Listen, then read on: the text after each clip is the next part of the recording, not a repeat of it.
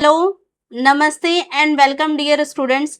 आज हम पढ़ने वाले हैं चैप्टर नंबर फर्स्ट, गणिता मंजारी की बुक का chapter number first, the use of coordinate geometry. समझेंगे कि कोऑर्डिनेट ज्योमेट्री क्या होता है। आपकी इस नई बुक से पहले भी जो पुरानी एनसीईआरटी थी वहां पे भी कोऑर्डिनेट ज्योमेट्री था, बट यहाँ थोड़ा सा उसका सिलेबस हम कहेंगे बढ़ा दिया गया है इन कंपैरिजन ऑफ जो प्रीवियस वाली थी। तो डिटेल में पहले बेसिक जानेंगे, कोऑर्डिनेट ज्योमेट्री क्या होती है, कहाँ पे इसका यूज किया जाता है और किस तरीके से इसको हमें क्वेश्चन प्रैक्टिकली से पूछा जाएगा। सेकंड थिंग, सबसे पहले तो बेसिक को बहुत अच्छे से क्लैरिफाई करेंगे, फिर हम मूव करेंगे एक्सरसाइज पर। तो स्टार्ट करते हैं टॉपिक को, the use of coordinate geometry. ठीक है, अगर बात करें कोऑर्डिनेट ज्योमेट्री होती क्या है तो आप देखेंगे अलजेब्रा प्लस में ज्योमेट्री दोनों को मिक्स करके हमारे पास जो नया टॉपिक आता है that is a coordinate geometry. Geometry आप जानते हैं कि चीजों को ग्राफिकली हम जब प्रेजेंट करते हैं दैट्स कॉल्ड ज्योमेट्री। अलजेब्रा का मतलब क्या होता है, मैथमेटिकल प्रॉब्लम को आप अलजेब्रिक फॉर्म में जब दिखाते हैं दैट्स कॉल्ड अलजेब्रा। तो यहाँ पर हम क्या करते हैं, चीजों को ग्राफिकली भी रिप्रेजेंट करते हैं और उनको क्या है अलजेब्रिक सिचुएशन में या अलजेब्रिक फॉर्म में भी दिखाया जाता है। तो इन दोनों के मिक्सचर से जो हमें टॉपिक मिलता है that is a coordinate geometry. ठीक है, तो बहुत डिटेल में समझेंगे इस टॉपिक को। सबसे पहले बात करते हैं कोऑर्डिनेट ज्योमेट्री क्या होता है। तो coordinate geometry also known as a analytic और कार्टेशियन ज्योमेट्री, इसको हम Cartesian geometry, Cartesian plane, X Y plane या कोऑर्डिनेट प्लेन भी बोला जाता है। और कार्टेशियन ज्योमेट्री का मतलब क्या है कि आप ग्राफिकली एक पर्टिकुलर पॉइंट में क्या करते हैं, चीजों को डिनोट करते हैं, दैट्स कॉल्ड कोऑर्डिनेट ज्योमेट्री। ठीक है, is a branch of mathematics that unite algebra और ज्योमेट्री। ये मैथमेटिक्स की एक ब्रांच है जो क्या करती है, अलजेब्रा और ज्योमेट्री दोनों को कंबाइन करती है, यूनाइट करती है।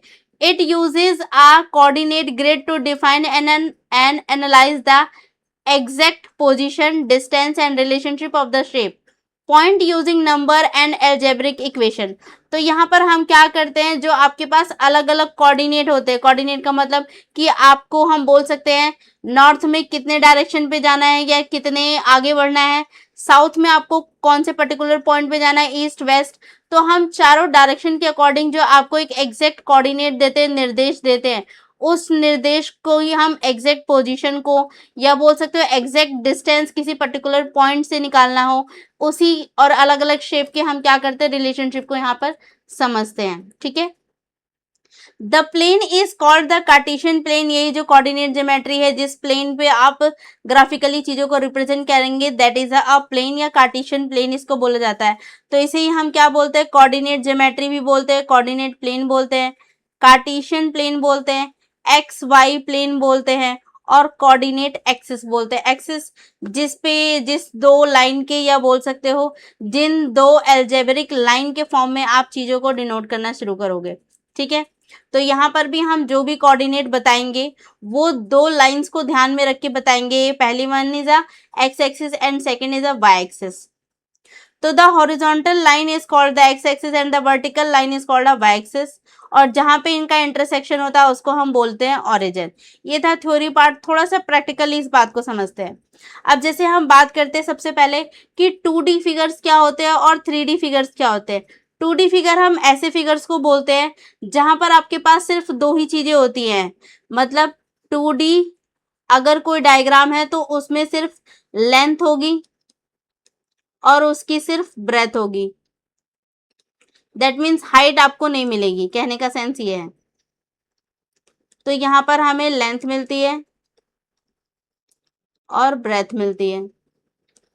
ठीक है, इसी तरीके से अगर हम बात करते हैं 3D, तो कोई चीज कोई डायग्राम अगर 3D है तो यहाँ पर आपको तीन चीजें मिलेंगी। पहला, इसमें लेंथ भी होगी, ब्रेथ भी होगी और साथ में इसकी हाइट भी होगी। ठीक है, तो तीन चीजें आपको मिलेंगी। अब अगर हम बात करते हैं कोई भी जो आपके पास शेप होते हैं, सर्कल है या हमने रेक्टेंगल बना दिया या हमने स्क्वायर बना दिया, तो इन सब में ही आप देखेंगे ये कैसे होते हैं, 2D फिगर्स होते हैं, क्योंकि इसमें दो ही चीजें होती है हमारे पास, लेंथ और ब्रेथ। जैसे यहाँ पर अगर मैं बात करूँ तो हमारे पास लेंथ है और ब्रेथ है, इसी तरीके से यहाँ पर भी आपके पास सिर्फ लेंथ और ब्रेथ है। और क्या निकाल सकते हो इससे, हम दो ही चीजें फाइंड कर पाते हैं, एक तो एरिया और दूसरा पेरीमीटर। तो आप देखोगे इसका आप एरिया भी निकाल सकते हो, इसका आप पेरीमीटर जिसको हम परिधि भी बोलते हैं, सरकमफ्रेंस, वो निकाल सकते हो, ठीक है। 3D की बात करें तो 3D में आपके पास तीनों चीजें होती हैं, लेंथ भी होती है, ब्रेथ भी होता है और हाइट भी होती है। एग्जाम्पल के लिए मान लीजिए हमने यहाँ बनाया है क्यूबॉइड, तो यहाँ पर अगर आप देखेंगे क्यूबॉइड के अंदर तो आपके पास यहाँ पर ये जो है लेंथ भी हो गई, ये जो आपके पास है ब्रेथ भी हो गई, और ये जो है आपके पास ये हाइट हो गई। तो यहाँ पर आपको क्या मिल जाती है, तीनों चीजें मिल जाती है, लेंथ भी मिलेगी, ब्रेथ भी मिलेगा और हाइट भी मिलेगा। तो आपके पास तीनों साइड यहाँ पर मिल जाती है, तो ऐसे फिगर्स को हम 3D बोलते हैं। इसी में अगर हम बात करें बेलन की, तो यहाँ पर भी सेम चीज हो जाएगा, सिलेंडर जिसको हम बोलते हैं। यहाँ पर भी हमारे पास आर होता है, एच होता है और साथ में क्या होता है यहाँ पर, ठीक है। तो यहाँ पर भी आप देखेंगे इसमें भी हमारे पास 3D फिगर होता है, ये भी 3D है, ये भी 3D है, ठीक है। 3D फिगर में हम क्या क्या चीजें फाइंड करते हैं, तो यहाँ पर हम सी ऐसे, कर्व सरफेस एरिया, टी ऐसे फाइंड करते हैं, इसके अलावा वॉल्यूम, ठीक है। सो आई होप 2D और 3D फिगर्स क्या होते हैं ये बातें आपको अच्छे से समझ में आई। अब अगर 2D फिगर्स है तो यहाँ पर हम ना, अगर उसको हमें कोऑर्डिनेट ज्योमेट्री में शो करना होता है तो हम दो एक्सिस को यूज करते हैं, एक होता है एक्स एक्सिस और एक होता है वाई एक्सिस। तो 2D फिगर को दिखाने के लिए हम दो एक्सिस को यूज करते हैं, एक्स एक्सिस और वाई एक्सिस। जो कि ये जो आपके पास ग्राफ है यहाँ पर भी हमारे पास दो ही एक्सिस है, ये जो लेटी हुई लाइन है दैट्स कॉल्ड एक्स एक्सिस, और ये जो खड़ी सी लाइन है दैट्स कॉल्ड वाई एक्सिस, ठीक है। तो इसका मतलब इस ग्राफ पे मैं जितने 2D फिगर्स है उन सबको यहाँ पर शो कर सकती हूँ, बट 3D फिगर को हम यहाँ पर शो नहीं कर सकते, ठीक है। और जो 3D फिगर्स होती है वहां पर एक और चीज आ जाएगी, एक्स एक्सिस, वाई एक्सिस और यहाँ पर जेड एक्सिस, यानी कि 3 डायमेंशंस आपको देखने को मिलेंगे, ठीक है। तो आई होप ये बातें यहाँ पे क्लैरिफाई हुई होंगी, मैं रब कर रही हूँ।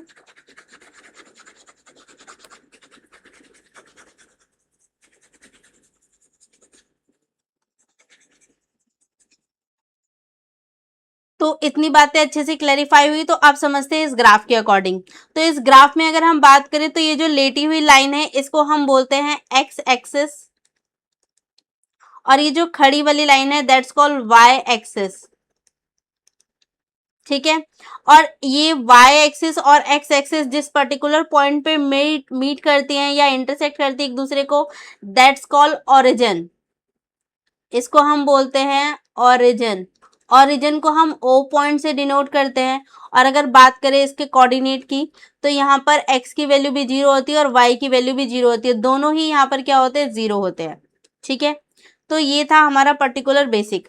अब अगर हम बात करें ये जो दो लाइंस हैं एक्स एक्सिस और वाई एक्सिस, ये दोनों ही क्या करती है, इस पूरे ग्राफ को चार अलग अलग टुकड़ों में डिवाइड कर देती है।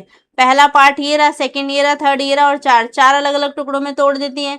तो हमने इन चारों की ही नेमिंग कर रखी है, इन चारों का नाम दे रखा है। ये जो फर्स्ट वाला मिलता है इसको हम बोलते हैं फर्स्ट क्वाड्रेंट, ये जो है इसको हम बोलते हैं सेकंड क्वाड्रेंट, नीचे वाले को हम बोलते हैं थर्ड क्वाड्रेंट, और इसको हम बोलते हैं फोर्थ क्वाड्रेंट, ठीक है। और इन एक्स वाई जेड ये जो तीनों हमारे पास, ये जो हमारे पास चारों कोऑर्डिनेट आए, इन चारों कोऑर्डिनेट की अपनी कुछ डिफरेंसेस है, कुछ सिमिलैरिटीज है। क्या है, अगर हम बात करें यहाँ पर दोनों सब में ही हम एक्स की वैल्यूज को शो करते हैं। ऊपर की साइड पे यहाँ पर जो हमारे पास एक्स एक्सिस है, राइट साइड में आप जाएंगे तो एक्स एक्सिस की वैल्यू जो होती है वो पॉजिटिव होती है।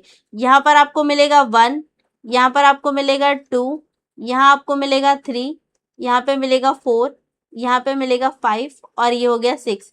ये सारी आपको पॉजिटिव वैल्यू मिलेंगी। अगर आप लेफ्ट साइड जाएंगे तो एक्स की वैल्यूज नेगेटिव होती जाएंगी। यहाँ पर ये होगा -1, यहाँ पर होगा -2, यहाँ पर होगा -3, यहाँ पे होगा -4, और ये होगा हमारे पास -5, ये हो जाएगा -6, ठीक है। तो राइट साइड में एक्स की वैल्यू पॉजिटिव होती है, लेफ्ट साइड में जो एक्स की वैल्यू है वो नेगेटिव होती है। सेम इसी फॉर्म में एक्स वाई में अगर हम बात करें, ऊपर की तरफ आप जाएंगे तो वाई की वैल्यूज पॉजिटिव होती जाएंगी, नीचे की तरफ आप बढ़ेंगे तो वो नेगेटिव होती जाएंगी। तो यहाँ पर हमारे वाई की वैल्यू 1 होती है, और यहाँ पर 2 होगी, यहाँ पर 3 होगा, ये हो गया 4, ये हो गया 5, ये हो गया 6। इसी तरीके से नीचे जाएंगे तो नेगेटिव होता जाएगा -1, ये हो जाएगा -2, ये हो जाएगा -3, ये हो जाएगा -4, ये हो जाएगा -5, ये हो जाएगा -6। तो आपसे एग्जाम में पूछा जाता है कि जो ये फर्स्ट क्वाड्रेंट है, फर्स्ट क्वाड्रेंट में एक्स और वाई की जो कोऑर्डिनेट्स होते हैं वो कैसे होते हैं, पॉजिटिव होते हैं, नेगेटिव होते हैं। तो अगर हम फर्स्ट क्वाड्रेंट की बात करें तो आप देखो एक्स की जितनी वैल्यू है वो यहाँ पर पॉजिटिव है, दैट मीन्स एक्स की वैल्यू सारी पॉजिटिव होती है और वाई की भी सारी वैल्यू कैसी है, पॉजिटिव है, और यही दो मिलके फर्स्ट क्वाड्रेंट को बना रही हैं। तो यहाँ पर हम बोल सकते हैं एक्स की वैल्यू भी पॉजिटिव होती है और वाई की वैल्यू भी पॉजिटिव होती है। बट कोऑर्डिनेट ज्योमेट्री में एक्स और वाई की वैल्यू को लिखने का एक पर्टिकुलर तरीका होता है, हम ब्रैकेट के अंदर लिखते हैं और पहला जो पॉइंट होता है वो हमेशा एक्स को डिनोट करता है, सेकंड जो पॉइंट होता है वो ऑलवेज वाई के कोऑर्डिनेट को यानी कि वाई के डायरेक्शन को शो करता है। ठीक है, तो अगर हम मुझे बताना है कि कोई चीज एक्स एक्सिस पर है तो एक्स एक्सिस पे कौन से पॉइंट पे है उसको मैं सबसे पहले लिखूंगी और वाई के कोऑर्डिनेट्स को उसके बाद लिखूंगी। तो उसी सेम वे में हमने ये जीरो, ये ओ ओरिजिन के कोऑर्डिनेट लिखे थे कि सबसे पहले जीरो है, जीरो हमने क्या दिखाया कि एक्स एक्सिस यहाँ पर जीरो है और वाई एक्सिस भी यहाँ जीरो है, तो पहला वाला जीरो एक्स एक्सिस को डिनोट करता है और दूसरा वाला जीरो वाई एक्सिस को डिनोट करता है। ठीक है, तो इसी फॉर्म में मैं यहाँ पर लिखने जा रही हूँ कि फर्स्ट क्वाड्रेंट में दोनों की वैल्यूज कैसी होती है। तो याद रखना फर्स्ट क्वाड्रेंट में एक्स की वैल्यू पॉजिटिव होती है और वाई की वैल्यू भी क्या होती है, पॉजिटिव होती है। तो ये जो पहला वाला है ये एक्स को डिनोट कर रहा है और ये जो दूसरा वाला है ये वाई को डिनोट कर रहा है, ये याद रखना। ठीक है, फिर यहाँ पर आते हैं सेकंड क्वाड्रेंट में। सेकंड क्वाड्रेंट में आप देखोगे एक्स की वैल्यू कैसी है, नेगेटिव हो जाती है, तो इसका मतलब एक्स की वैल्यू यहाँ नेगेटिव हो जाती है और वाई की वैल्यू कैसी है, पॉजिटिव, तो वाई की वैल्यू यहाँ पर पॉजिटिव हो जाएंगी। ठीक है, सेकंड क्वाड्रेंट के अंदर। थर्ड क्वाड्रेंट की बात करें तो आप देखो एक्स की वैल्यू सारी नेगेटिव है और वाई की वैल्यूज भी सारी नेगेटिव है, तो एक्स की वैल्यू भी यहाँ पर नेगेटिव है और वाई की वैल्यू भी यहाँ पर नेगेटिव है। ठीक है, और इस वाले में आए हम फोर्थ क्वाड्रेंट में, तो एक्स की वैल्यू देखो पॉजिटिव हो जाती है और अगर हम वाई की बात करें तो वाई की वैल्यू सारी नेगेटिव हो जाती है। ठीक है, तो ये आपसे पूछा जाता है कि कौन से डायमेंशन पे फर्स्ट कोऑर्डिनेट पे एक्स की वैल्यू वाई की वैल्यू कैसी होंगी, कहाँ पर दोनों पॉजिटिव होगी, कहाँ पर एक पॉजिटिव होगा एक नेगेटिव होगा, कहाँ दोनों नेगेटिव होंगे, इस तरीके के क्वेश्चन आपसे पूछे जाते हैं। ठीक है, आई होप ये बात समझ में आई होगी यहाँ पर। तो याद रखना फर्स्ट क्वाड्रेंट में दोनों पॉजिटिव होता है, सेकंड क्वाड्रेंट में एक्स हमारा नेगेटिव होता है, वाई हमारा पॉजिटिव होता है, थर्ड वाले में हमारे पास दोनों नेगेटिव होते हैं और फोर्थ वाले में एक्स हमारे पास प्लस होता है और वाई हमारे पास नेगेटिव होता है, वाई के कोऑर्डिनेट्स। ठीक है, तो आई होप ये बात यहाँ पर अच्छे से क्लैरिफाई हुई होंगी। सेम चीज को यहाँ पर ये आपको गिवन है एक्स एक्सिस वाई एक्सिस, तो ये हमारे पास होता है एक्स एक्सिस, ये हमारे पास होता है वाई एक्सिस और यहाँ पे चार क्वाड्रेंट। अभी हमने समझा फर्स्ट क्वाड्रेंट की अगर हम बात करें तो यहाँ पर हमने देखा दोनों ही वैल्यू कैसी होती है, पॉजिटिव, तो एक्स की वैल्यू भी पॉजिटिव होती है और वाई की वैल्यू भी पॉजिटिव होती है। सेकंड क्वाड्रेंट में हमने देखा एक्स की वैल्यू नेगेटिव होती है, वाई की वैल्यू कैसी होती है, पॉजिटिव होती है। थर्ड क्वाड्रेंट में हमने देखा दोनों ही वैल्यूज क्या हो जाती है, नेगेटिव हो जाती है। और फोर्थ क्वाड्रेंट की अगर हम बात करें तो एक्स की वैल्यू यहाँ पर पॉजिटिव होती है लेकिन वाई की वैल्यू यहाँ पर नेगेटिव होती है। ठीक है, तो ये अब तक का कंक्लूजन है जो हमने समझा ग्राफ के फॉर्म में। ठीक है, आई होप ये सारी बातें यहाँ पर अच्छे से क्लैरिफाई होंगी। अब अगर हम बात करते हैं कि एग्जैक्टली हम प्लॉटिंग कैसे करते हैं, अगर मुझे कोई बता दिया गया कोई कोऑर्डिनेट तो मैं एग्जैक्टली उस पॉइंट तक पहुंचूंगी कैसे। तो जैसे मान लीजिए ये आपके पास है अलग अलग पॉइंट्स, तो यहाँ पर मुझे गिवन है, जैसे यहाँ पर तो दे ही रखा है, खैर तो आप समझ सकते हो जो आपके पास नॉर्मल ग्राफ होता है वो इस फॉर्म में होता है। फर्स्ट क्वाड्रेंट आपको बताया गया, second quadrant, third quadrant, fourth quadrant. अब मान लो मैं कोई भी पॉइंट यहाँ पर लेती हूँ, लेट सपोज मैंने ले लिया -3 और 4, ये आपके पास ए पॉइंट है। इसी तरीके से बी पॉइंट ले लेते हैं, तो यहाँ पर हमने ले लिया 6, 0। सी पॉइंट ले लेते हैं यहाँ पर 4 और यहाँ पर ले लेते हैं -7। डी कोऑर्डिनेट ले लेते हैं 4 और यहाँ पर -4। अब हमें ना इन सब के कोऑर्डिनेट को ग्राफिकली प्रेजेंट करना है, तो हम कैसे शो करेंगे उस चीज को समझते हैं। तो सबसे पहले वाली वैल्यू हमेशा किसकी होती है, एक्स को डिनोट करती है, तो -3 किसकी वैल्यू हो गई, एक्स की। तो आप देखोगे एक्स आपका किस तरफ नेगेटिव होता है, तो एक्स नेगेटिव हमने देखा लेफ्ट साइड में होता है और कितने पॉइंट पे जाना है, 3 पॉइंट पे। तो यहाँ से हम मूव करेंगे फर्स्ट, सेकेंड, थर्ड, तो एग्जैक्टली हम इस पॉइंट पे पहुंच रहे हैं। और ये तो हमने सिर्फ x के बारे में बताया, अब हम y पे जाएंगे। y पे हमें कितना जाना, 4, 4 कदम, और y पॉजिटिव है, 4 मतलब पॉजिटिव है, तो पॉजिटिव एक्स वाई किधर होता है, ऊपर की तरफ, तो ऊपर की तरफ मूव करोगे। अगर ये नेगेटिव होता तो नीचे की तरफ मूव करते। तो पॉजिटिव है, 4 कदम हमें ऊपर चलना, पर हम इसी पॉइंट से 4 कदम ऊपर जाएंगे। तो यहाँ पे जाना चाहो तो यहाँ से डायरेक्ट देख सकते हो, तो 4 पे ये आ रहा आपके पास। तो एग्जैक्टली ये जो 4 है, ये जिस पॉइंट पे दोनों मीट आउट करेंगे, लेट सपोज मैंने ऐसे करके लाइन खींच दी और एक ऐसे गई, तो ये दोनों जहां पर मिल रहे होते हैं, ये वाला पॉइंट ये आपका डिनोट करेगा ए पॉइंट को, जिसके कोऑर्डिनेट है मेरे पास -3 और 4। ठीक है, आई होप समझ में आया होगा। नहीं समझ में आया तो सेकंड पॉइंट पे मूव करते हैं, सेकंड से समझते हैं। देखो बी कोऑर्डिनेट हमें क्या गिवन है, एक्स की वैल्यू 6 गिवन है और वाई की वैल्यू 0 गिवन है। तो एक्स की वैल्यू 6 है, पॉजिटिव है। अगर वैल्यू पॉजिटिव है तो हम किधर जाएंगे, पॉजिटिव डायरेक्शन में, एक्स की वैल्यूज जहां पर होती है तो राइट साइड में होती है, और एक्स की वैल्यू कितनी है, 6 है। तो 6, तो 6 कदम आगे बढ़ते हैं, 1 2 3 4 5 6, तो इसका मतलब इस वाले पॉइंट पे आप पहुंच रहे हो। अब हमने x को तो डिफाइन कर दिया, y पे चलते हैं। y की वैल्यू कितनी है, 0। 0 का मतलब एग्जैक्टली इसी लाइन पे रहना है। अगर आपको 0 की y की कोई वैल्यू गिवन होती तो या तो आप ऊपर जाएंगे या तो आप नीचे जाएंगे, ठीक है। बट अगर 0 दिया होता है तो हमें इसी लाइन पे रुक जाना होता है। तो एग्जैक्टली यही वाला जो पॉइंट है ये डिनोट करेगा b कोऑर्डिनेट को, जिसके हमारे पास कोऑर्डिनेट है 6 और 0। ठीक है, आई होप समझ में आई ये बात। अब मूव करते सी वाले पॉइंट को, लेट सपोज हमें शो करना, तो सी पॉइंट है हमारे पास 4। अब यहाँ पर x की वैल्यू कितनी है, 4, तो x की वैल्यू पे 4 हम जाएंगे, तो 1 2 3 4 ये रहा। y की भी वैल्यू है यहाँ पर कितनी, -7। अब -7 है तो नीचे की तरफ जाओगे, अगर +7 होता तो ऊपर की तरफ, तो यहीं से हम 7 नीचे जाएंगे। तो 7 तक तो पॉइंट नहीं है, मान लेते ये, चलो 5 है, 5 कर देते हैं इसको। तो यहाँ पर हम इसको कर देते हैं 5।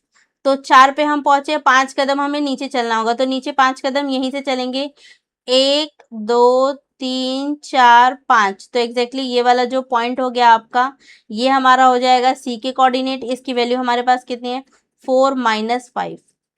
ठीक है, तो ये आपके कोऑर्डिनेट आ गए। आप चाहे तो इस तरीके से भी दिखा सकते हो कि यहाँ से और यहाँ से सीधी लाइन खींचो, ये जहाँ पे कट करता है वो वाला पॉइंट हो जाता है। ठीक है, लास्ट एक और पॉइंट है, इसको देखते हैं। यहाँ पर x की वैल्यू कितनी है, 4 है, और y की वैल्यू भी कितनी है, -4 है। तो x की वैल्यू 4 जाओगे, पॉजिटिव है तो पॉजिटिव तरफ ही चलेंगे, तो 1 2 3 4 सेम यही पॉइंट बनेगा फिर से। और y की वैल्यू भी कितनी है, 4 है, वो भी कितना, -4 मतलब -4। तो -4 यहीं से नीचे आओ, ये हमें मिला था पॉइंट, 1 2 3 4 ये वाला पॉइंट हो जाएगा। इसका मतलब यहाँ से भी एक सीधी लाइन खींचो और यहाँ से भी एक सीधी लाइन खींचो, तो ये जो पॉइंट है डी पॉइंट, इसके कोऑर्डिनेट कितने हो जाएंगे, 4 और -4। ठीक है, तो आई होप प्लॉटिंग करना यहाँ पर आपको समझ में आया होगा कि एग्जैक्टली हम किस तरीके से कोऑर्डिनेट को प्लॉट करते हैं। ठीक है, अब अगर ऐसे ही मान लो कोई भी एग्जैक्टली मैं पॉइंट पे पॉइंट बना दो और आपसे उसके कोऑर्डिनेट पूछो, तो आप बता पाएंगे या नहीं। मान लो मैंने यहाँ पे पॉइंट कर दिया और इसका नाम आर रख दिया, और मैं आपसे इसके पॉइंट पूछ रही हूँ, कोऑर्डिनेट्स पूछ रही हूँ, तो सबसे पहले आपको आर की एक्स के कोऑर्डिनेट बताने होते हैं। तो एक्स के कोऑर्डिनेट चेक करोगे, ये कौन से पॉइंट पे आ रहा है, तो 1 और 1 2 पे आ रहा है, ये देखो यहाँ से 2 पे आ रहा है, तो एक्स की वैल्यू कितनी हो जाएगी, 2, और पॉजिटिव है तो इसलिए पॉजिटिव रहेगा। अब मुझे क्या देखना है कि मैं वाई पे कहाँ हूँ, तो वाई पे यहाँ से देखो 3 पे हो, और ये भी पॉजिटिव है तो 3 हो जाएगा, 2 3 इसके क्या हो जाएंगे, कोऑर्डिनेट हो जाएंगे आर पॉइंट के। इसी तरीके से एक हम और ले लेते हैं, लेट सपोज मैंने एक पॉइंट यहाँ ले लिया और एक पॉइंट हम यहाँ पर ले लेते हैं, इसे हम नाम दे देते हैं पी, इसे हम नाम दे देते हैं क्यू। क्यू नाम है, कुछ और नाम दे देते हैं, तो यहाँ पर लेट सपोज हम इसको नाम दे देते हैं एस। ठीक है, तो P के कोऑर्डिनेट अगर मुझे चेक करने हैं तो सबसे पहले मैं क्या चेक करूंगी, x की वैल्यू। तो यहाँ पर देखो कौन सी वैल्यू पे कट कर रहा है, 3 पे कट कर रहा है ये, तो x के कोऑर्डिनेट यहाँ पर क्या हो जाएंगे, -3, क्योंकि माइनस है। और अब y की वैल्यू चेक करोगे तो y मतलब ये नीचे की तरफ आया, और कितना नीचे आया हुआ, तो 2 पे -2 पे है ये, तो y की वैल्यू कितनी हो जाएगी, -2। ठीक है, इसी तरीके से s को चेक करेंगे, तो s में देखो ये कौन से पॉइंट पे कट कर रहा है, ये कट कर रहा है 6 पॉइंट पे, -6 पे, तो x की वैल्यू कितनी हो जाएगी, -6, तो यहाँ पर x की वैल्यू -6। और अब y की वैल्यू चेक करो, तो ये कितना कदम नीचे आया हुआ है, तो यहाँ से ये 5 कदम नीचे आया हुआ है। ठीक है, 5, तो यहाँ पर क्या हो जाएगा, -5। तो -6 और -5 इसके क्या हो जाएंगे, कोऑर्डिनेट हो जाएंगे। ठीक है, तो आई होप आपको अच्छे से प्लॉट करना आ गया कि किस तरीके से हम अलग अलग कोऑर्डिनेट्स को इस पर प्लॉट करते हैं, और अगर एग्जैक्टली यहीं से कोई पॉइंट पूछा जाएगा तो आप उसके कोऑर्डिनेट कैसे फाइंड करेंगे। ये दोनों ही बातें कि आपको अच्छे से क्लैरिफाई हुई होंगी। ठीक है, तो ये आपका बेसिक था, बेसिकली कोऑर्डिनेट ज्योमेट्री का। कुछ और भी बातें जो अब समझेंगे हम यहाँ पर। सबसे पहले आते हैं, जो अभी हमने यहाँ पर बात करी कि यहाँ पर हमारे पास दो एक्सिस होते हैं, एक्स एक्सिस और वाई एक्सिस। यहाँ पर हम इनका नाम भी देते हैं, नाम के फॉर्म में भी इसको बताते हैं। तो जो ये आपके पास वाई एक्सिस होते हैं ना, इसको हम बोलते हैं ऑर्डिनेंट।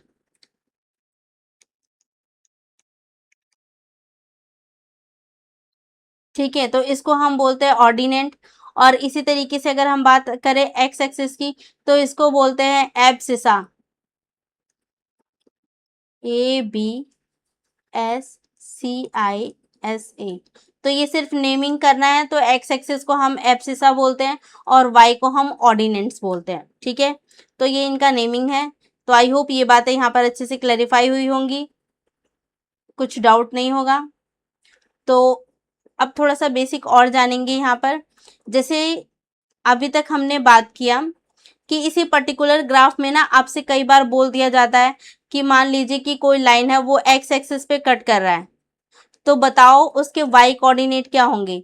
तो अगर कोई पॉइंट पर्टिकुलरली एक्स एक्सिस पे लाई कर रहा है ना, तो एक्स एक्सिस पे अगर कोई चीज है, मान लो यहाँ पर है या यहाँ पर है, किसी भी पर्टिकुलर पॉइंट पे है, तो एक्स की तो इस पॉइंट, इस वाली लाइन पे कुछ वैल्यू है, लेकिन y की कोई भी वैल्यू नहीं है। क्यों? y अगर ऊपर जाएगा तो पॉजिटिव होगा, नीचे जाएगा तो नेगेटिव होगा। पर अगर x की लाइन पर ही कहीं पर कट करेगा तो y के कोऑर्डिनेट क्या हो जाते हैं, 0, और x की तो कोई वैल्यू अपने आप होगी।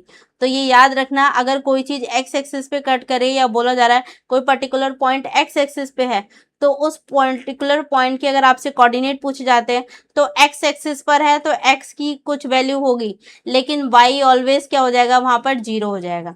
सेम इसी फॉर्म में अगर आपसे बोला जा रहा है कि कोई लाइन जो है वो y एक्सिस पर है, तो वहां पर कोऑर्डिनेट बताओ दोनों के।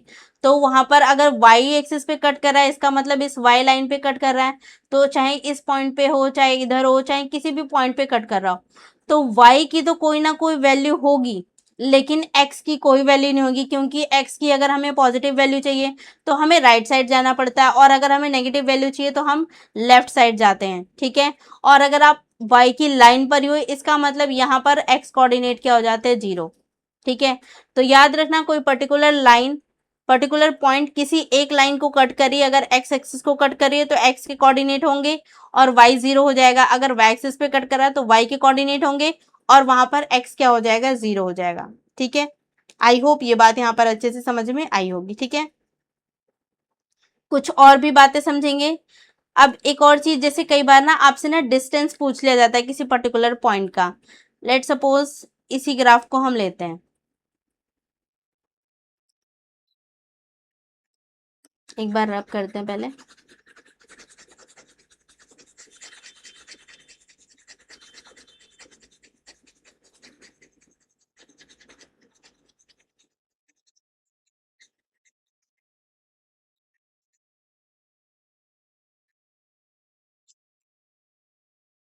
तो अब जैसे मैंने मान लो इसी पॉइंट पे ना आपसे ये जो क्यू पॉइंट है, मैंने पूछ लिया ये जो क्यू पॉइंट है ना, इसके एक्स एक्सिस से इसका डिस्टेंस बताओ।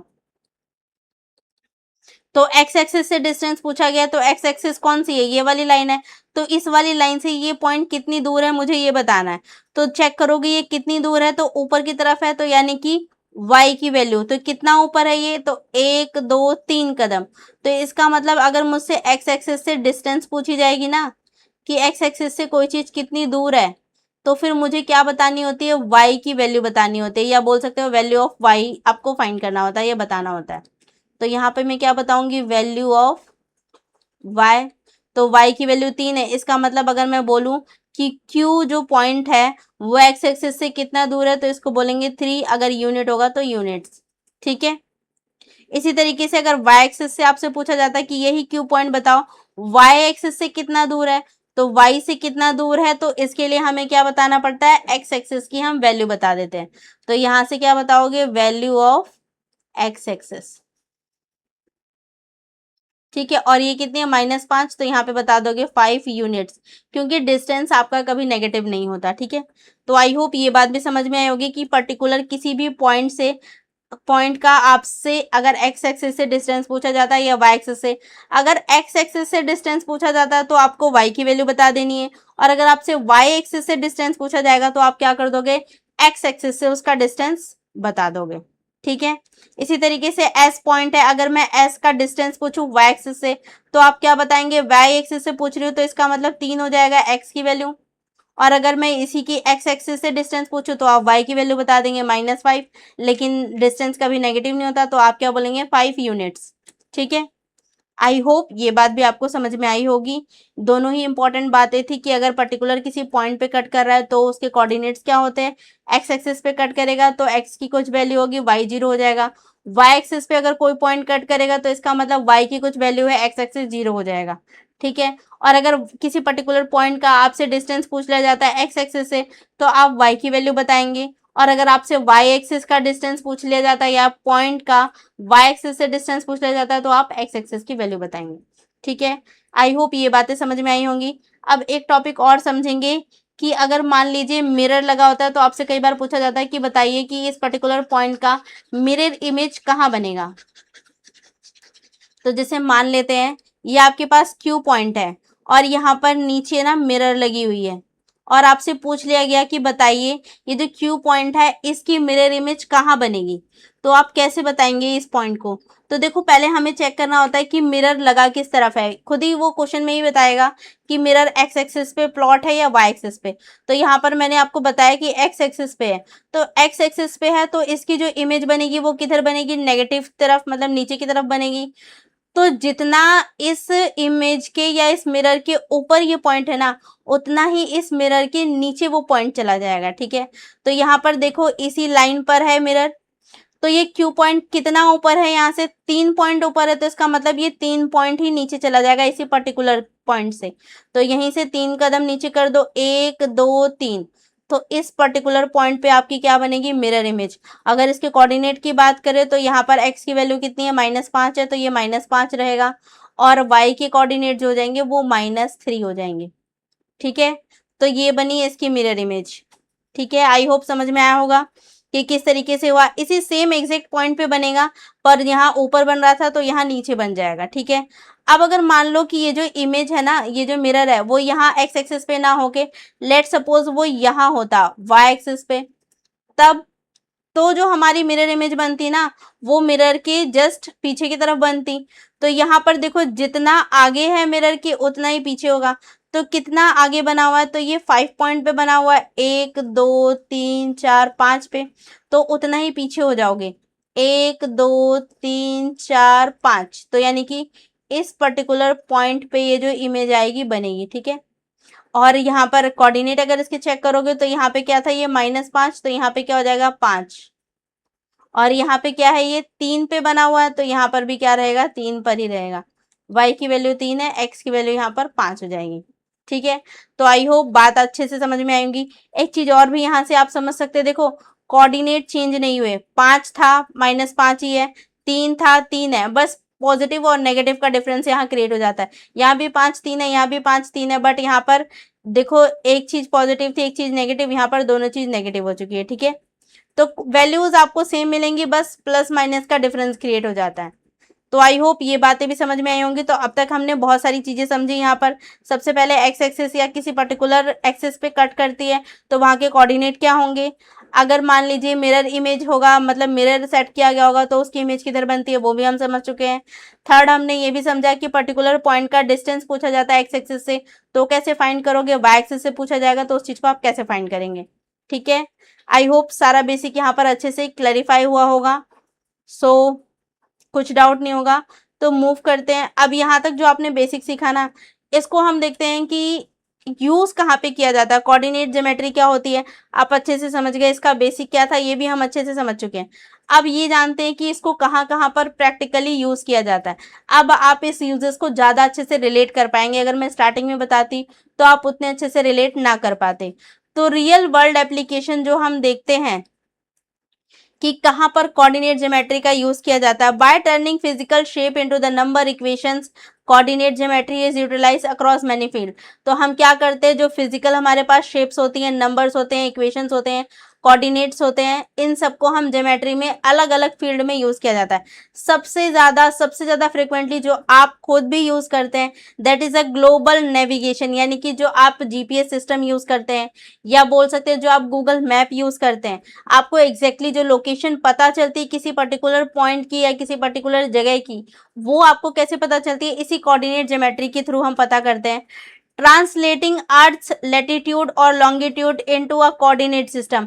तो अर्थ का जो लैटिट्यूड है और जो लॉन्गिट्यूड है, इन्हें ही हम एक्स एक्सिस और वाई एक्सिस के फॉर्म में यहाँ पर चेक करके और फिर इसी कोऑर्डिनेट सिस्टम के थ्रू अलग अलग जगह की एग्जैक्ट लोकेशन या मैपिंग को क्या करा जाता है, डिफाइन किया जाता है। ठीक है, और ये हम लोग बहुत फ्रिक्वेंटली यूज करते हैं। फिर कंप्यूटर ग्राफिक्स और गेमिंग के अंदर भी रियल वर्ल्ड एप्लीकेशन में इसको बहुत यूज किया जाता है। अगर हमें 2D 3D फिगर्स को, ऑब्जेक्ट को प्लॉट करना होता है या कैमरा की मूवमेंट किस तरीके से करनी होती है, गेमिंग का फिजिक्स क्या होता है, उन सब के लिए भी हमें क्या करना पड़ता है, इसी को हम कोऑर्डिनेट ज्योमेट्री को ही क्या करते हैं, यूज करते हैं। ठीक है, आर्किटेक्चर और इंजीनियरिंग में भी इसका बहुत ज्यादा यूज किया जाता है। Precisely mapping out the structure layout, जो हम मैपिंग करते हैं, आप जो हाथों से मैपिंग करते हैं वो भी, और इसके अलावा जो हम देखते हैं कंप्यूटराइज मैपिंग जो की जाती है या जो अलग अलग स्ट्रक्चर बनाया जाता है, प्रोजेक्ट क्रिएट किए जाते हैं, वो भी ये मैपिंग के थ्रू ही की जाती है, कोऑर्डिनेट ज्योमेट्री के थ्रू ही की जाती है। ठीक है, डायमेंशंस जो बनाए जा रहे हैं रूम्स के या फिर आप बोल सकते हैं किसी बिल्डिंग की, वो सब चीजें यहीं से ड्राइव की जाती हैं। बिल्डिंग की हो गई, ब्रिज की हो गई, तो ये सारा लेआउट जो हम तैयार करते हैं या इंजीनियर्स वगैरह तैयार करते हैं, वो भी कैसे किया जाता है, कोऑर्डिनेट ज्योमेट्री के थ्रू ही किया जाता है। फिर है डाटा साइंस और मशीन लर्निंग में भी इसको यूज किया जाता है, प्लॉटिंग द डाटा पॉइंट्स को यूज करने के लिए, finding lines of the best fit, कि लाइंस को कहाँ पर रखा जाए जो बेस्ट फिट होगी, and the training predictive models को जो हम यूज करते हैं। तो इन सब चीजों के लिए आप देखेंगे ये रियल लाइफ एग्जांपल है जहाँ पे कोऑर्डिनेट ज्योमेट्री को क्या किया जाता है, यूज किया जाता है। ठीक है, सो आई होप ये बात अब आप बहुत अच्छे से समझ पाएंगे कि कोऑर्डिनेट ज्योमेट्री को कहाँ पे किस किस तरीके से यूज किया जाता है। ठीक है, सो जो बेसिक है हमारा कोऑर्डिनेट ज्योमेट्री का वो यहाँ पे कंप्लीट होता है, एंड आई होप कि यहाँ तक की सारी चीजें आपको अच्छे से क्लेरिफाई हुई होंगी।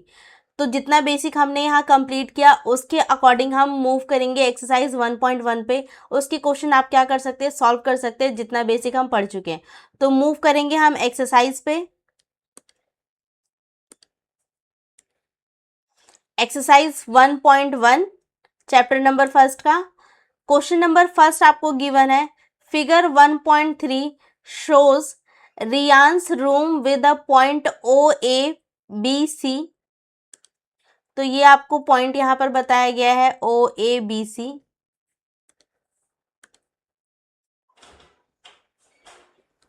अगर हम यहाँ पर देखें तो O हमारे पास ये रहा, A हमारे पास ये रहा, B हमारे पास इधर है, मतलब चारों कॉर्नर आपको बताए गए हैं।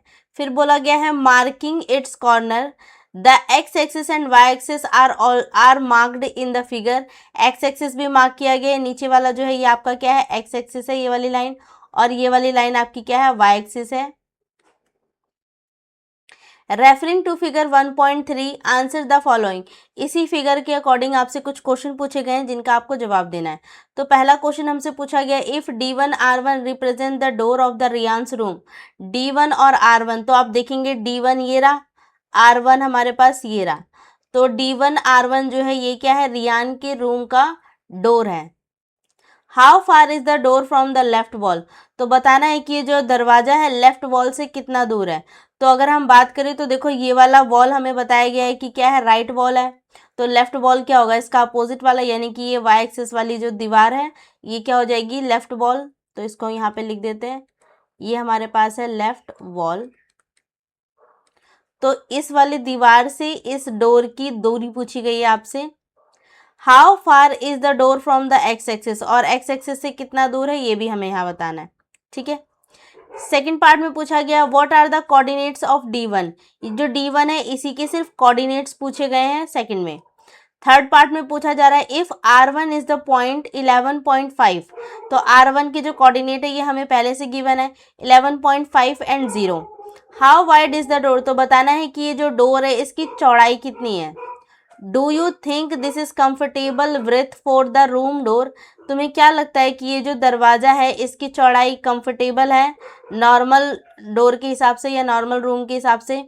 If a person in a wheelchair want to enter the room, मान लो एक पर्सन है जो कि व्हील चेयर पे है और उसे दरवाजे के अंदर एंटर होना है, इस दरवाजे के अंदर will he she be able to do so easily, क्या वो आसानी से दरवाज़ा पार कर पाएगा या नहीं कर पाएगा, वो चीज़ बतानी है। फोर्थ पार्ट में पूछा गया इफ़ b1 के कोऑर्डिनेट आपको गिवन है, b2 के भी कोऑर्डिनेट हमें गिवन है, तो b1 आपके पास ये रहा और b2 आपके पास ये रहा y एक्सिस पे। Represent the end of the bathroom door, ये क्या है, बाथरूम का डोर है यहाँ से लेके यहाँ तक का। Is the bathroom door narrower और wider than the room door, तो बताना है कंपेयर करके कि ये वाला डोर जो रूम डोर है उससे ज़्यादा चौड़ा है या कम चौड़ा है, वो चीज़ बतानी है। ठीक है, नैरोअर है या वाइडर है। तो ये हमारे पास फर्स्ट क्वेश्चन है जिसके हमसे 4 पॉइंट देके हमसे पूछा गया है। तो सॉल्व करेंगे इसको। सबसे पहले फर्स्ट पॉइंट पे मूव करते हैं। तो फर्स्ट पॉइंट पे आपसे पूछा गया है if D1 R1 represent the Riyan's door, how far is the door from the left wall, तो बताना है कि कितनी दूर है लेफ्ट वॉल से ये दीवार, लेफ्ट वॉल से कितनी दूर पड़ता है ये जो डोर है। तो सबसे पहले हम इसका सॉल्यूशन लिखेंगे। तो पहले तो कोऑर्डिनेट लिखते हैं। हमारे पास जो डोर के कोऑर्डिनेट है वो D1 और R1 है। तो D1 के कोऑर्डिनेट अगर यहाँ पर देखोगे 8 पे है तो, और वो भी प्लस में है, तो 8 0 हो जाएगा। और यहाँ पे R1 के कोऑर्डिनेट आपको गिवन है, तो ये दोनों ही कोऑर्डिनेट पहले हम यहाँ पर लिखेंगे। तो D1 के जो हमारे पास कोऑर्डिनेट है वो कितना है 8 और 0, और जो आपके पास R1 है इसके कोऑर्डिनेट हमें पहले से गिवन है 11.5 और 0। ठीक है, फिर आगे हमसे क्या पूछा गया है, how far is the door from the left wall, तो ये जो दरवाज़ा है ये लेफ्ट वॉल से कितनी दूर है। तो लेफ्ट वॉल कौन सी है, ये वाली जो वॉल है ये क्या है, लेफ्ट वॉल है। इससे ये डोर कितनी दूर है, तो यहाँ से आप देखोगे इतनी दूरी पर है। दैट मीन्स यहाँ पर 0 0 हो और यहाँ पे 8 आ रहा है, तो 8 माइनस 0 कर दोगे तो आपको यहाँ से लेके यहाँ तक की लेंथ कितनी मिल जाएगी, 8 यूनिट मिल जाएगी। तो सेम चीज़ यहाँ पर करेंगे। तो हम ये डायरेक्ट भी लिख सकते हैं, door begins 8 units from the left wall. तो लेफ्ट वॉल से ये कितनी दूरी पर है, 8 यूनिट पर है। यहाँ तक हो गया। आगे पूछा गया how far is the door from the X axis, तो एक्स एक्सिस पे ये कितना दूर है, ये चीज़ अगर देखोगे यहाँ से लेके अब तक हमने यहाँ तक की दूरी बताई। एक्स एक्सिस पे अगर हम चेक करेंगे तो भी ये 8 यूनिट की ही दूरी पर होगा। तो यहाँ पर लिखेंगे डोर कितनी दूर है, फार पूछा गया है, door distance from x axis कितना है, एक्स एक्सिस से भी कितना हो जाएगा 8 यूनिट्स। ठीक है, तो ये हमारे फर्स्ट पार्ट का सॉल्यूशन था, यहाँ पे कंप्लीट होता है। मूव करते हैं सेकंड पार्ट पे। अब देखो सेकंड पार्ट में आपसे सिर्फ कोऑर्डिनेट पूछा गया था D1 के, तो D1 के कोऑर्डिनेट पूछा गया, और इसे तो हम पहले भी देख चुके हैं। D1 के कोऑर्डिनेट हमारे पास क्या थे 8 0, जो कि हमने फर्स्ट क्वेश्चन में यहाँ पर लिखा ही है D1 के कोऑर्डिनेट। फिर भी यहाँ पर चेक कर लो, D1 आपके पास ये है, तो D1 के कोऑर्डिनेट क्या हो जाएंगे, एक्स एक्सिस पे 8 पॉइंट पे है तो एक्स की प्लस पे एक्स के प्लेस पे 8 आ जाएगा, और वाई ना तो ऊपर है ना तो नीचे है, एक्स की लाइन पर ही है, तो ये वाई कितना हो जाएगा 0। ठीक है, तो ये आपसे कोऑर्डिनेट पूछे गए थे, इसका आंसर सिर्फ इतना ही है। फिर मूव करते हैं थर्ड पार्ट पे। थर्ड पार्ट पे पूछा गया if R1 is the point 11.50, how wide is the door, तो R1 के कोऑर्डिनेट हमें दिया है और साथ में हमसे पूछा गया है कि कितनी चौड़ाई है डोर की, ये आपको बताना है। तो सबसे पहले यही करते हैं, फिर आगे बढ़ते हैं। तो हमें यहाँ पे D1 और R1 के कोऑर्डिनेट पता ही है। डोर की जो पूरी स्टार्टिंग कहाँ पर है, D1 पे है, और एंडिंग कहाँ पर है, R1 पे। तो D1 के कोऑर्डिनेट यहाँ भी बता देते हैं कि 8 है और 0 है। इसी तरीके से R1 के कोऑर्डिनेट यहाँ गिवन है 11.5 है और 0 है। अब हमें क्या बताना है, गेट की चौड़ाई बतानी है। तो चौड़ाई के लिए हम क्या करेंगे, यहाँ पे लिखेंगे width of the room door. तो कैसे निकलेगा, अगर मैं 11.5 में से ये 8 माइनस कर दूँ तो डायरेक्ट आप निकाल सकते हैं। तो 11.5 में से हमने यहाँ पर 8 को क्या है सब्ट्रैक्ट किया, तो आपके पास कितनी वैल्यू आएगी, आएगा 3.5 यूनिट। ठीक है। इन केस आपके अगर क्वेश्चन में बताया गया होता, कोई हमें जो ग्राफ होता है इसमें बताया गया होता कि 1 centimetre equals to how many inches या कुछ, तो इस तरीके से हमें इसे कन्वर्ट भी करना पड़ता। जैसे करके देख लेते हैं। लेट सपोज यहाँ पे अगर हमें क्वेश्चन में गिवन होता कि 1 feet is equals to 12 inch है, तो हमें क्या करना पड़ता, ये जो हमारा यूनिट में आया है इसको हम इंचेस में चेंज करते। और कैसे चेंज करोगे, तो यहाँ पर ले जाना पड़ेगा हमें 3.5 यूनिट को आप क्या करोगे, मल्टीप्लाई कर दोगे 12 से, तो ये आपके पास आ जाएगा 42 इंच। ठीक है। इस तरीके से अगर क्वेश्चन में बोला जाएगा तो ये आपको करना है, नहीं बोला जाएगा तो नहीं करना। तो ये हमने इसकी क्या निकाली है, चौड़ाई निकाली है 42 इंचेस। अब आगे क्वेश्चन में बोला गया do you think this is comfortable with for the room door. क्या लगता है कि ये जो हमारे पास चौड़ाई है ये कंफर्टेबल है। तो देखो एक स्टैंडर्ड जो हम डोर बोलते हैं ना, उसका जो हमारे पास ब्रेथ होता है नॉर्मल, वो 30 से लेके 35 इंचेस तक होता है, 30 से लेके 35 इंचेस तक। जबकि ये कितना आ रहा है 42 इंचेस, तो देखा जाए इसके अकॉर्डिंग तो ये ज़्यादा ही है, इसका मतलब यस इट इज़ कंफर्टेबल। तो यहाँ पे लिख देना यस इट इज कंफर्टेबल। ठीक है। नेक्स्ट पूछा गया if a person in a wheelchair wants to enter the room will he she be able to do so. अगर एक पर्सन है वो रूम के अंदर जाना चाह रहा है और वो भी व्हील चेयर पर है, तो क्या वो आसानी से रूम के अंदर जा पाएगा या नहीं जा पाएगा। तो देखो हमें रूम की चौड़ाई तो डोर की चौड़ाई तो पता है 42 इंचेस है। अगर हम बात करें व्हील चेयर की, तो व्हील चेयर की भी जो स्टैंडर्ड अगर हम बात करें चौड़ाई होती है, तो ये भी कितनी होती है, ये होता है 24 से लेके 27 इंचेस तक। फिर भी आप थोड़ा एक्स्ट्रा लेके चलो, हम मान लेते हैं 30 इंचेस तक होगा। अगर 30 इंचेस तक भी है तभी भी गेट की जो चौड़ाई है वो कितनी है 42।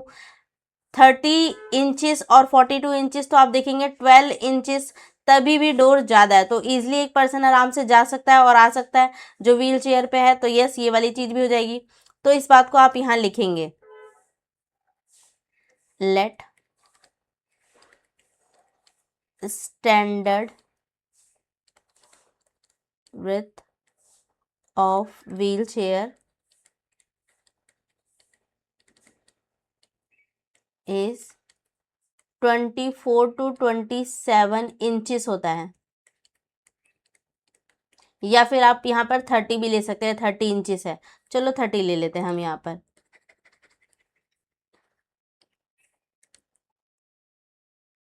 30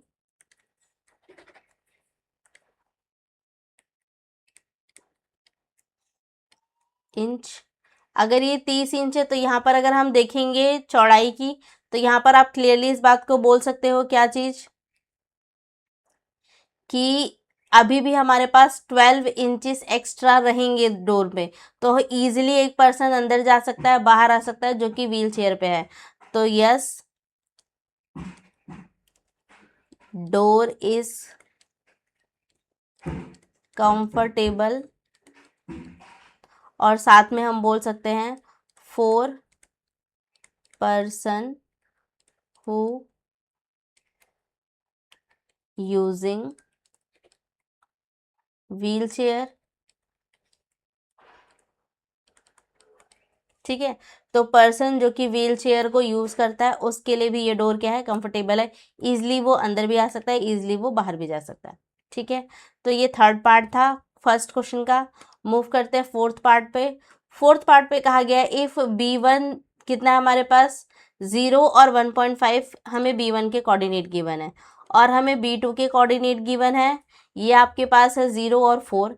represent the end of the bathroom door, is the bathroom door narrower और वाइडर। तो अगर हम बात करें, वापस डायग्राम पे चलें, तो डायग्राम पे आप देखोगे B1 पॉइंट ये है और B2 पॉइंट ये है। फोर्थ में वो हमें B1 B2 दोनों के कोऑर्डिनेट बताया गया है और पूछ रहा है end of the bathroom door. Okay, is the bathroom, तो बाथरूम डोर क्या है, नैरोअर है और वाइडर है in compare of room door, आपको ये बताना है। तो पहले इसकी भी हम चौड़ाई निकाल लेते हैं। हमें रूम के दरवाजे की चौड़ाई पता है कितनी है, 3.5 यूनिट्स। ठीक है, ये भी हमने जस्ट निकाला था। इसकी भी चौड़ाई हम निकाल के देखते हैं कितनी आती है। तो यहाँ पर लिखेंगे सॉल्यूशन। तो सबसे पहले B1 हमें गिवन है, कोऑर्डिनेट लिख लो इसको, 0 और 1.5 हमें गिवन है। B2 की कोऑर्डिनेट आपको गिवन है 0 और 4। तो हम इससे क्या निकाल सकते हैं, वृत्त निकाल सकते हैं इस डोर की। तो यहाँ पे निकालेंगे वृत्त ऑफ बाथरूम डोर।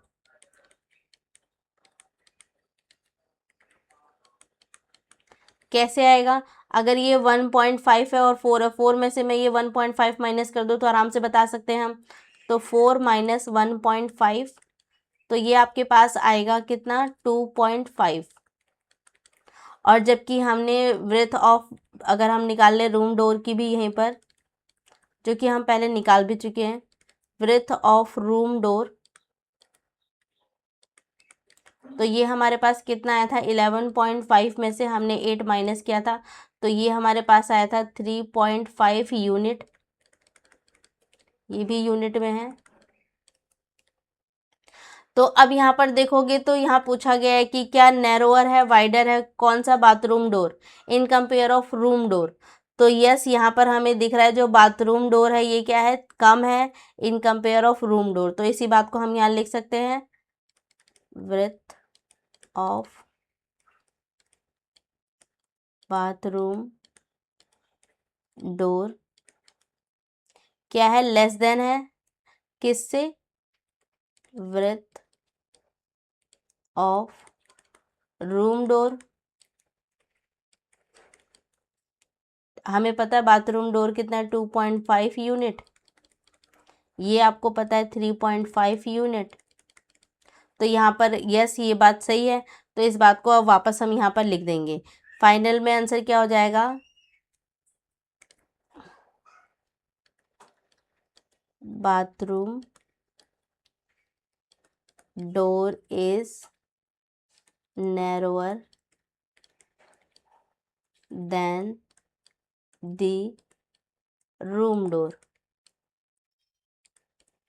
ठीक है, तो ये हमारा क्या हो जाएगा, फाइनल आंसर हो जाएगा। तो ये हमारा क्वेश्चन नंबर फर्स्ट का 4th पार्ट था। क्वेश्चन नंबर फर्स्ट में आपके पास 4 पार्ट थे। ये एक ही क्वेश्चन है, एक्सरसाइज 1.1 के अंदर सिर्फ एक ही क्वेश्चन है और इस एक क्वेश्चन में ही 4 पार्ट थे जिन्हें हम यहाँ पर सॉल्व कर चुके हैं। तो इस लास्ट पार्ट के साथ हमारी एक्सरसाइज 1.1 यहीं पे क्या होती है, कंप्लीट होती है। एंड आपको सारे क्वेश्चन अच्छे से यहाँ पर क्लैरिफाई होंगे। कुछ डाउट होगा तो आप कमेंट सेक्शन में कमेंट करना, हम इसको आगे सॉल्व करेंगे।